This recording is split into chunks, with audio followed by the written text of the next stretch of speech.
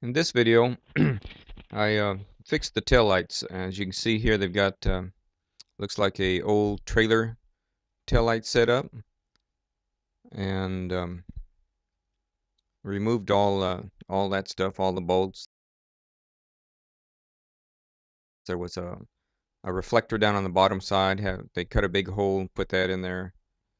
Um, I found these diode trailer lights of today, and they just fit in that hole really perfect. I first tried to find the original lights that go in there, but they're nowhere to be found.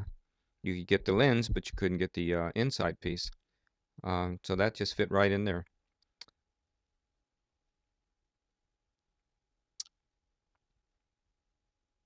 As you can see, I welded in the big hole. Did a lot of body putty in, put it on. Don't put it on too thick. Come back again, let it give it a few hours. Come back with a little more. Give it a day. Give it overnight.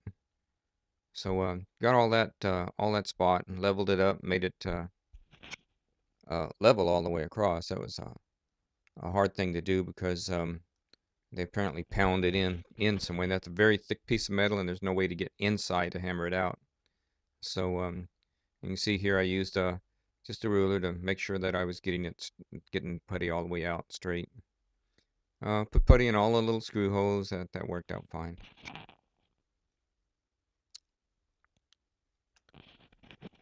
Let's see, coming up here, I put primer on it. First day I forgot. I put the primer on. I had a lot of bare metal there, and it rained. It got rusty, and had to grind it all off again. So primer it up after you get done. Those low lights went in, and then I just used some silicone, put around them. That'll hold them in there. Like this isn't a class 1 restore job. This is just to get this old truck straight. So far, it's looking pretty good. You can see here that's what we replaced. It looks more like a truck lights than a big blob of tail light hanging out there. Well, that's the end of part 4. So I hope you enjoyed that. And if you have one of the old Fords, now you know what tail light will replace it.